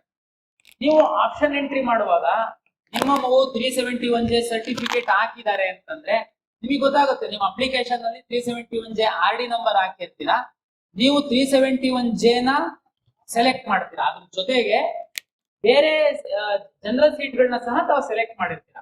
ಅಲಾಟ್ ಮಾಡುವಂತಹ ಸಂದರ್ಭದಲ್ಲಿ ರ್ಯಾಂಕ್ ಮೇಲೆ, ಉದಾಹರಣೆಗೆ ಇಬ್ರು ಮಕ್ಕಳು, ನಿಮ್ಮ ಮಗು ಮತ್ತೆ ಇನ್ನೊಂದು ಮಗು ಬೆಂಗಳೂರಲ್ಲಿ ಒಂದು ಟಾಪ್ ಮೆಡಿಕಲ್ ಕಾಲೇಜಲ್ಲಿ ಆಪ್ ಮಾಡಿರ್ತೀರಾ. ನೀವಿಬ್ರಿಗೂ 371J ಇದೆ ಅಂತಂದಾಗ ಒಂದೇ ಸೀಟ್ ಇದೆ ಅಂತಂದ್ರೆ ರ್ಯಾಂಕ್ ಅಲ್ಲಿ ನಿಮ್ಮ ಮಗು ಜಾಸ್ತಿ ಇದ್ರೆ ನಿಮಗೆ ಆ ಸೀಟ್ ಸಿಗುತ್ತೆ, ಬೇರೆ ಮಗು ಜಾಸ್ತಿ ಇದ್ರೆ ಅವರಿಗೆ ಸೀಟ್ ಸಿಗುತ್ತೆ. ಎಷ್ಟು ಆಪ್ಷನ್ ಬೇಕಾದ್ರೂ ನೀವು ಹಾಕ್ಬೋದು. 371J ಗಿಂತನೂ ನಿಮ್ದು ರ್ಯಾಂಕ್ ಚೆನ್ನಾಗಿದ್ರೆ ನಿಮಗೆ ಜನರಲ್ ಮೆರಿಟ್ ಅಲ್ಲಿ ಸಹ ಸೀಟು ಸಿಗುತ್ತೆ. 371J ಗೆ ನೀವು ಸರ್ಟಿಫಿಕೇಟ್ ಹಾಕ್ತಿದ್ದೀರಾ ಅಂತ ನಿಮ್ಮನ್ನ ಅದಕ್ಕೆ ರಿಸ್ಟ್ರಿಕ್ಟ್ ಮಾಡಲ್ಲ. ಜನರಲ್ ಮೇಲೆ ಸಹ ನಿಮ್ಮನ್ನು ಪುಷ್ ಮಾಡ್ಬಿಡುತ್ತೆ ಸಿಸ್ಟಮ್. ಇಲ್ಲ ನೀವು 371J ಒಳಗೆ ಫಿಟ್ ಆಗ್ತಾ ಇದ್ದೀರಾ ಅಂತಂದ್ರೆ ಅಲ್ಲಿಗಾಗುತ್ತೆ. ಹಾಗಾಗಿ 371J ಇದ್ದಂತ ಮಕ್ಕಳಿಗೆ ಸ್ವಲ್ಪ ಅವಕಾಶ ಜಾಸ್ತಿ ಇದೆ. ಯಾಕೆಂದ್ರೆ ಆ ಭಾಗದಲ್ಲಿ ಸ್ವಲ್ಪ ಇದೆ ಅನ್ನೋ ಕಾರಣಕ್ಕೆ ಸರ್ಕಾರ ಮಾಡಿರುವಂತಹ ಕಾನೂನು ಅದು ಅನುಕೂಲ ಆಗುತ್ತೆ. ಸೇಮ್ ಬೇರೆ ಎಲ್ಲ ರಿಸರ್ವೇಶನ್ ತರ ಮಕ್ಕಳು ರ್ಯಾಂಕ್ ಜಾಸ್ತಿ ಇದ್ರೆ ಹೇಗೆ ನಾವು ಜನರಲ್ಲಿಗೆ ಪುಷ್ ಮಾಡ್ತೀವಿ, 371J ಸಹ ಅದೇ ರೀತಿ ನಾವು ಮೇಲ್ಗಡೆಗೆ ಪುಷ್ ಮಾಡ್ತೀವಿ. ಸರ್ ನಮಸ್ತೆ, ನನ್ನ ಹೆಸರು ಜೋಶಿ ಅಂತ. ಈಗ NCC ಕೋಟಾ ಅಪ್ಲೈ ಮಾಡಬೇಕಾದ್ರೆ ನೀವು NCC ಕೋಟಾಗೆ ರಿಸರ್ವೇಶನ್ ಅಲಾಟ್ ಮಾಡಿದ್ದೀರಾ. ಸೊ ಅದಕ್ಕೆ ಯಾರು ಡಿಸೈಡ್ ಮಾಡ್ತಾರೆ ಈ ಬ್ರಾಂಚು ಈ ಕಾಲೇಜಲ್ಲಿ ಅವೈಲೇಬಲ್ ಇದೆ ಈ ಕೋಟಾಗೆ ಅಂತ? ಪ್ರಾಧಿಕಾರ ಮಾಡತ್ತಾ ಅಥವಾ ಇನ್ಸ್ಟಿಟ್ಯೂಷನ್ಸ್ ಮಾಡತ್ತಾ? ಹೋದ ವರ್ಷದ್ದು ಆರ್ಕೈವಲ್ ಎಲ್ಲ ನೋಡಿದ್ರೆ ಮೆಜಾರಿಟಿ ಗೌರ್ಮೆಂಟ್ ಇಂಜಿನಿಯರಿಂಗ್ ಕಾಲೇಜ್ಗಳಲ್ಲಿ ರಿಸರ್ವೇಶನ್ಸ್ ಕೊಟ್ಟಿದ್ರಿ, ಒಂದೊಂದು ಸೀಟು ಆ ಥರ ಬೇರೆ ಬೇರೆ college, Mandya engineering college, Hassan engineering ಕಾಲೇಜಲ್ಲೆಲ್ಲ ಕೊಟ್ಟಿದ್ವಿ. ಆದರೆ ಬೇರೆ ಇನ್ಸ್ಟಿಟ್ಯೂಟ್ಸ್ ಲೈಕ್ RV, PES ಈ ಥರ ಇನ್ಸ್ಟಿಟ್ಯೂಟ್ಸಲ್ಲಿ ಆಪ್ಷನ್ಸ್ ಜಾಸ್ತಿ ಓಪನ್ ಇರಲಿಲ್ಲ. ಸೊ ಆ ಕೋಟಾನ ಎಕ್ಸರ್ಸೈಸ್ ಮಾಡಬೇಕು ಅಂದರೆ ಈ ಡಿಸಿಷನ್ ಯಾರು ಮಾಡ್ತಾರೆ? ಆ ಪ್ರಾಧಿಕಾರ ಮಾಡತ್ತಾ ಅಥವಾ ಇನ್ಸ್ಟಿಟ್ಯೂಷನ್ಸ್ ಮಾಡತ್ತಾ? ಈಗ ಜೋಶಿ ಅವರು ಕೇಳಿದ್ದು ಪ್ರಶ್ನೆ ವಿಶೇಷ ಕ್ಯಾಟಗರಿಯಲ್ಲಿ NCC ಅವರು ಉದಾಹರಣೆಗೆ ಹೇಳಿದ್ರು. NCC ಜೊತೆಗೆ ನಮ್ಗೆ ಗೊತ್ತಿದೆ ಎಕ್ಸ್ ಮಿಲಿಟರಿ ಅವರು, ಸರ್ವಿಸ್ ಅಲ್ಲಿ ಇರುವಂತಹ ಮಿಲಿಟರಿ ಅವರು, ಸ್ಕೌಟ್ಸ್ ಅಂಡ್ ಗೈಡ್ಸ್, ಇವರಿಗೆಲ್ಲರಿಗೂ ವಿಶೇಷ ಕ್ಯಾಟಗರಿ ಅಂತೇಳಿ ಒಂದಷ್ಟು ಸೀಟ್ಗಳನ್ನ ರಿಸರ್ವ್ ಮಾಡಿರುತ್ತೆ. ಅದನ್ನ ಇಂಜಿನಿಯರಿಂಗ್ ಬಗ್ಗೆ ಮಾತಾಡೋದಾದ್ರೆ ಉನ್ನತ ಶಿಕ್ಷಣ ಇಲಾಖೆಯವರು ಎಷ್ಟು NCCಗೆ ಸೀಟ್ಗಳು ಕೊಡಬೇಕು ಅಂತಿದೆ ಆ ಸೀಟ್ಗಳನ್ನ ಸಾಫ್ಟ್ವೇರ್ ಮೂಲಕ ರ್ಯಾಂಡಮೈಸ್ ಆಗಿ ಅಲಾಟ್ ಮಾಡ್ತಾರೆ. ಅವರಿಗೊಂದು ಅನುಮಾನ, ಲಾಸ್ಟ್ ಇಯರ್ ಸ್ವಲ್ಪ ಟಾಪ್ ಕಾಲೇಜಲ್ಲಿ ಕಡಿಮೆ ಇತ್ತು, ಗೌರ್ಮೆಂಟ್ ಕಾಲೇಜಿನಲ್ಲೇನೆ ಜಾಸ್ತಿ ಇತ್ತು ಅನ್ನುವಂಥದ್ದು. ಅದಕ್ಕಿಂತ ಹಿಂದಿನ ವರ್ಷದ್ದು ಸ್ವಲ್ಪ ಮ್ಯಾಟರ್ ಆಗುತ್ತೆ, ಅದ್ರ ಆಧಾರದ ಮೇಲೆ ಮಾಡುವಂಥದ್ದು. ಹೋದ ವರ್ಷ ಜಾಸ್ತಿ ಗೌರ್ಮೆಂಟ್ ಕಾಲೇಜಲ್ಲಿ ರಿಪೀಟ್ ಆಗಿದೆ ಅಂದ್ರೆ ಖಂಡಿತ ಈ ವರ್ಷ ಅದು ಆ ಕಾಲೇಜ್ಗಳು ತಪ್ಪಿ ಬೇರೆ ಪ್ರೈವೇಟ್ ಕಾಲೇಜಲ್ಲಿ ಸಹ ಬರುತ್ತೆ. ಮತ್ತೆ ಪ್ರೈವೇಟ್ ಎನಿ ಟಾಪ್ ಕಾಲೇಜ್ ನಮಗೆ ಕೊಟ್ಟಿರುವಂತಹ 45% ಸೀಟ್ಗಳು ಏನಿರುತ್ತೆ ಅದಕ್ಕೆ ಖಂಡಿತ ನಮ್ಗೆ ಫ್ರೀಡಮ್ ಇರುತ್ತೆ. ಉನ್ನತ ಶಿಕ್ಷಣ ಇಲಾಖೆ ಅವರು ಏನು ನಮ್ಗೆ ಕೇಳಲಿಕ್ಕೆ ಹೋಗಲ್ಲ, ನೀವು ಸರ್ NCCಗೆ ಯಾಕೆ ಕೊಟ್ರಿ ಸರ್ ನಮಗೆ, ಇಲ್ಲ 2Aಗೆ ಯಾಕೆ ಕೊಟ್ರಿ ಸರ್ ನಮಗೆ, ಆತರ ಏನ್ ಕೇಳಲ್ಲ. ಅದು ಉನ್ನತ ಶಿಕ್ಷಣ ಇಲಾಖೆಯವರು ಒಂದು ರ್ಯಾಂಡಮೈಸ್ ಮಾಡಿ ಹಾಕುವಂಥದ್ದು. ಹಾಗಾಗಿ ಈ ವರ್ಷದ್ದು ಅದು ಚೇಂಜ್ ಆಗಿನೇ ಬರುತ್ತೆ. ಹಾಗಾಗಿ ಬೇರೆ ಕಾಲೇಜುಗಳಲ್ಲೇನೆ ಅದು ಬರುತ್ತೆ. ನನ್ನ ಹೆಸರು ಶೇಖೋಡ ಪಾಟೀಲ್ ಅಂತ ಹೇಳಿ. ಈ ಅಗ್ರಿಕಲ್ಚರ್ ಕೋಟ ಸಂಬಂಧಪಟ್ಟಂಗ 10ನೇ ತಾರೀಕಿಗೆ ಅವಕಾಶ ಕೊಟ್ರಿ ಸರ್. ನಾವು ವ್ಯವಸಾಯ ಪ್ರಬಂಧ ತಗೋಬೇಕು ಸಂಬಂಧಪಟ್ಟಂತ ಕಂದಾಯ ಇಲಾಖೆಯಿಂದ. ಅಲ್ಲಿ ಕಾರಣಾಂತರದ ಕಾಲ ವಿಳಂಬವಾಗಿ ವ್ಯವಸಾಯ ಪ್ರಮಾಣಪತ್ರ ಪಡೆಯುವಲ್ಲಿ ಕಾಲ ವಿಳಂಬ ಆಯ್ತು. 21ನೇ ತಾರೀಕು ಕೊನೆಯ ದಿನಾಂಕ ಮಾಡಿರೋದ್ರಿಂದ ಕೆಲವೊಂದು ವಿದ್ಯಾರ್ಥಿ ಮಕ್ಕಳಿಗೆ ಬಹಳ ತೊಂದರೆ ಆಗಿದೆ ಆ ಸರ್ಟಿಫಿಕೇಟ್ ತಗೊಳೋದಕ್ಕೆ ಮತ್ತು ಅಪ್ಲೋಡ್ ಮಾಡಿ. ದಯವಿಟ್ಟು ತಾವು ಕೆಯಿಂದ ನಾವು ಪಡೆದಂತ ದಾಖಲಾತಿಗಳನ್ನ ನೇರವಾಗಿ ಸಂಬಂಧಪಟ್ಟಂತ ಇಲಾಖೆ ಅಧಿಕಾರಿಗಳಿಗೆ ತೋರಿಸಿ ಒಂದು ಎಕ್ಸಾಮ್ ಅಲ್ಲಿ ಅವಕಾಶ ಮಾಡೋಕ್ಕೂ ಸಾಧ್ಯ ಇದ್ರೆ ಅಂತ ತಾವು ಪರಿಶೀಲನೆ ಮಾಡ್ಬೇಕಂತ ನನ್ನ ವಿನಂತಿ. ಅರ್ಜಿ ಹಾಕುವಂತಹ ಸಂದರ್ಭದಲ್ಲಿ ತಮ್ಗೆಲ್ಲ ಗೊತ್ತು, ಕರ್ನಾಟಕದಲ್ಲಿ ಈ ಅಗ್ರಿಕಲ್ಚರ್ ಮತ್ತೆ ವೆಟರ್ನರಿ ಸೀಟ್ಗಳನ್ನ ಒಂದಷ್ಟು ಪರ್ಸೆಂಟ್ ರೈತರ ಮಕ್ಕಳಿಗೆ ರಿಸರ್ವ್ ಮಾಡಿರ್ತಾರೆ. ಅದಕ್ಕೆ ಪ್ರಾಕ್ಟಿಕಲ್ ಎಕ್ಸಾಮ್ ಅಂತ ಅಗ್ರಿಕಲ್ಚರ್ ಯೂನಿವರ್ಸಿಟಿ ಅವರು ಕಂಡಕ್ಟ್ ಮಾಡ್ತಾರೆ. ಪ್ರಾಕ್ಟಿಕಲ್ ಮಾರ್ಕ್ಸ್ ಆಧರಿಸಿ ಕೃಷಿಕರ ಮಕ್ಕಳಿಗೆ ರಿಸರ್ವ್ ಆಗಿರೋ ಸೀಟ್ಗಳನ್ನ ನಾವು ಅಲಾಟ್ ಮಾಡ್ತೀವಿ. ಯಾರು ಕೃಷಿಕರಿದ್ದಾರೆ ಅಂತನ್ನುವಂಥದ್ದನ್ನ ಅರ್ಜಿ ಸಲ್ಲಿಸುವಂತಹ ಸಂದರ್ಭದಲ್ಲಿ ಆ ವಿದ್ಯಾರ್ಥಿಗಳು ಕ್ಲೈಮ್ ಮಾಡಿರ್ಬೇಕಾಗಿತ್ತು. ನಂತರ ಅಗ್ರಿಕಲ್ಚರ್ ಯೂನಿವರ್ಸಿಟಿ ಅವರು ದಾಖಲೆಗಳನ್ನ ಅಪ್ಲೋಡ್ ಮಾಡಿ ಅಂತ ಹೇಳಿದ್ರು. ಅದನ್ನ ಅವ್ರು ಹೇಳ್ದಂಗೆ 21 ತನಕ ಅವರು ಅಪ್ಲೋಡ್ ಮಾಡೋದಕ್ಕೆ ಅವಕಾಶ ಕೊಟ್ಟಿದ್ರು. ಮತ್ತೆ 29ಕ್ಕೆ ಪ್ರಾಕ್ಟಿಕಲ್ ಎಕ್ಸಾಮ್ ನಡೀತಾ ಇದೆ. ನಾವು ಕರ್ನಾಟಕ ಪರೀಕ್ಷಾ ಪ್ರಾಧಿಕಾರದವರು ಅರ್ಜಿಯಲ್ಲಿ ಕ್ಲೈಮ್ ಮಾಡಿರೋ ದಾಖಲೆನ ಅವರಿಗೆ ಟೆಕ್ನಿಕಲ್ ಸಪೋರ್ಟ್ ಕೊಡ್ತಾ ಇದೀವಿ. ಪ್ರಾಕ್ಟಿಕಲ್ ಪರೀಕ್ಷೆ ನಡೆಸುವಂತದ್ದು ಅಗ್ರಿಕಲ್ಚರ್ ಯೂನಿವರ್ಸಿಟಿ ಅವರು. ತಾವ್ ಹೇಳ್ದಂಗೆ ಒಂದಷ್ಟು ಮಕ್ಕಳಿಗೆ ಡಾಕ್ಯುಮೆಂಟ್ ಅಪ್ಲೋಡ್ ಮಾಡೋದಕ್ಕೆ ಆಗಿಲ್ಲ, ಇನ್ನೊಂದಷ್ಟು ಮಕ್ಕಳು ಅರ್ಜಿ ಹಾಕುವಂತ ಸಂದರ್ಭದಲ್ಲಿ ಅಗ್ರಿಕಲ್ಚರ್ ಫಾರ್ಮರ್, ನಾನು ಕೃಷಿಕನ ಮಗ ಅನ್ನುವಂಥದ್ದೇ ಕ್ಲೈಮ್ ಮಾಡಿಲ್ಲ. ಈ ಎರಡು ಪ್ರಕರಣ ಇದೆ. ನಾನು ಪ್ರಾಧಿಕಾರದ ವತಿಯಿಂದ ಏನ್ ಮಾಡಬಹುದಾಗಿತ್ತು, ನಿನ್ನೆ ನಾನು ನಮ್ಮ ಅಪ್ಲಿಕೇಶನ್ ಅನ್ನ ಓಪನ್ ಮಾಡಿ ಎಡಿಟ್ ಮಾಡೋದಕ್ಕೆ, ಕೃಷಿ ಮಾತ್ರ ಅಲ್ಲ ಏನೆಲ್ಲ ಮಿಸ್ಟೇಕ್ ಮಾಡಿದ್ರೆ ನೀವು ಮಕ್ಕಳೇ ಸರಿಪಡಿಸ್ಕೊಳ್ಳಿ ಅಂತ ನಾನು ಎಡಿಟ್ ಆಪ್ಷನ್ ಕೊಟ್ಟಿದ್ದೀನಿ. ಈಗ ಅದ್ರಲ್ಲಿ ಯಾರಾದ್ರೂ ನಾನು ಕೃಷಿ ಅಂತಾನು ಮಾಡಿರ್ಬೋದು ನೀವು, ಆದ್ರೆ ದಾಖಲೆನ ಅಪ್ಲೋಡ್ ಮಾಡಿ ಪರಿಶೀಲನೆ ಮಾಡಿ ಎಕ್ಸಾಮ್ ಕೊಡ್ಬೇಕಾಗಿರುವಂತ ತೀರ್ಮಾನ ಮಾಡುವಂತವ್ರು ಅಗ್ರಿಕಲ್ಚರ್ ಯೂನಿವರ್ಸಿಟಿ. ನಿಮ್ಮ ಪರವಾಗಿ ನಾನು ಅವರಿಗೆ ಸಹ ವಿನಂತಿ ಮಾಡ್ಕೊಂಡಿದ್ದೀನಿ. ಸೊ ಒಂದು 5% ವಿದ್ಯಾರ್ಥಿಗಳು ಈ ತರದವ್ರು ಇರ್ಬೋದು. ಯೂನಿವರ್ಸಿಟಿ ಅವರಿಗೆ ಅದೇನ್ ತುಂಬಾ ಕಷ್ಟ ಆಗ್ಲಿಕ್ಕಿಲ್ಲ. ನಾವೇನಾದ್ರೂ ನಿರ್ಧಾರ ಮಾಡಿ ನೀವು ಸ್ವಲ್ಪ ರಿಸಿಪ್ಟ್ ತಗೊಂಡು ನಾವು ಮಕ್ಳಿಗೆ ಅನುಕೂಲ ಮಾಡ್ಕೊಡ್ತೀವಿ ಅಂತಂದ್ರೆ ದಾಖಲೆ ಅಪ್ಲೋಡ್ ಮಾಡೋದಕ್ಕೆ ನಾನು ಓಪನ್ ಮಾಡ್ತೀನಿ ಅಂತ ಅವರಿಗೆ ರಿಕ್ವೆಸ್ಟ್ ಮಾಡಿದ್ದೀನಿ. ಅವ್ರೇನಾದ್ರೂ ಅದನ್ನ ನಿರ್ಧಾರ ಮಾಡಿ ಓಕೆ ಮಾಡಿದ್ರೆ ದಾಖಲೆ ಅಪ್ಲೋಡ್ ಮಾಡೋದಕ್ಕೂ ನಾನು ಓಪನ್ ಮಾಡಿ ಕೊಡ್ತೀನಿ. ಅವಾಗ ವಿದ್ಯಾರ್ಥಿಗಳು ಅಪ್ಲೋಡ್ ಮಾಡಬಹುದು. ಮತ್ತೆ ಅವರು ಎಲಿಜಿಬಿಲಿಟಿ ಚೆಕ್ ಮಾಡಿ ಹೇಳ್ತಾರೆ, ನಾವು 29ಕ್ಕೆ ಪ್ರಾಯೋಗಿಕ ಪರೀಕ್ಷೆಗೆ ಅಟೆಂಡ್ ಆಗ್ಬೋದು. ಹಲೋ ಸರ್, ನಮಸ್ತೆ. ನನ್ನ ಹೆಸರು ಪ್ರದೀಪ್ ಸರ್. ನೀಟ್ ಎಕ್ಸಾಮ್ ಅಂದ್ರೆ ನ್ಯಾಷನಲ್ ವೈಸ್ ರ್ಯಾಂಕ್ ಪ್ರಕಾರ ಅಲ್ಲ ಸರ್.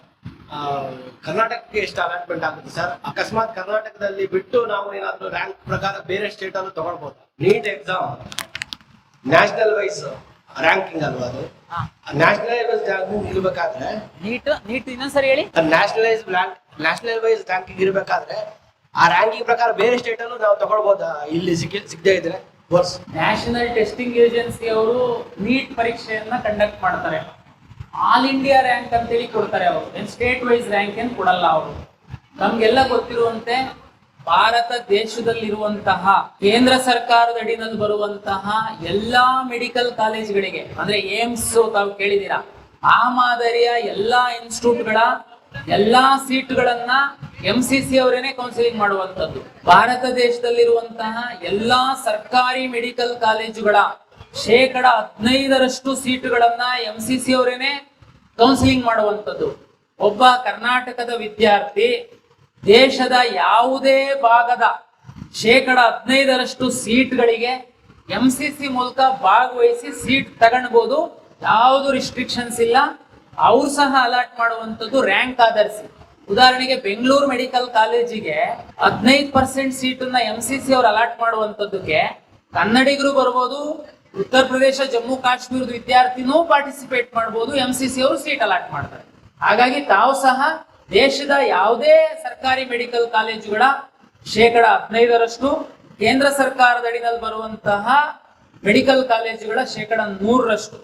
ಕೆಲವೊಂದು ಡೆಲ್ಲಿ ಗಿಲ್ಲಿನಲ್ಲಿ ಸ್ವಲ್ಪ ಬೇರೆ ತರ ಇರುತ್ತೆ, ಬಟ್ ಬಹುತೇಕ ಸೀಟ್ಗಳು MCC ಇಂದ ಅಲಾಟ್ ಆಗುವಂತದ್ದಕ್ಕೆ ನಮ್ಮ ಕನ್ನಡಿಗರೆಲ್ಲರೂ ಭಾಗವಹಿಸ್ತಾರೆ. ಸರ್, ಇದ್ರಲ್ಲಿ ಭಾಷಾ ಅಲ್ಪಸಂಖ್ಯಾತರ ಸೀಟ್ ಅಂತ ಹೇಳಿ ಸಪರೇಟ್ ಇರೋದಿಲ್ಲ. ನಮ್ಮಲ್ಲಿದೆ, MCC ನಲ್ಲಿ ಇಲ್ಲ. ಕರ್ನಾಟಕ ರಾಜ್ಯದಲ್ಲಿ ಭಾಷಾ ಅಲ್ಪಸಂಖ್ಯಾತರ ಸೀಟಿಗೆ ಇದೆ. ತಾವು ಒಂದಷ್ಟು ಲಿಂಗ್ವಿಸ್ಟಿಕ್ ಮೈನಾರಿಟಿ ಮೆಡಿಕಲ್ ಕಾಲೇಜಸ್ ಗಳಿದಾವೆ. ತಾವು ಏನಾದ್ರು ಭಾಷಾ ಅಲ್ಪಸಂಖ್ಯಾತರ ಒಂದು ಪ್ರಮಾಣ ಪತ್ರವನ್ನ ಹಾಕಿ ವೆರಿಫೈ ಮಾಡಿಸ್ಕೊಂಡ್ರೆ ತಾವು ಆ ಕಾಲೇಜುಗಳಲ್ಲಿ ನಿಮಗೆ ಪ್ರಿಯಾರಿಟಿ ಇರುತ್ತೆ ಸೀಟ್ ಶೇರಿಂಗ್ ಅಲ್ಲಿ. Thank you.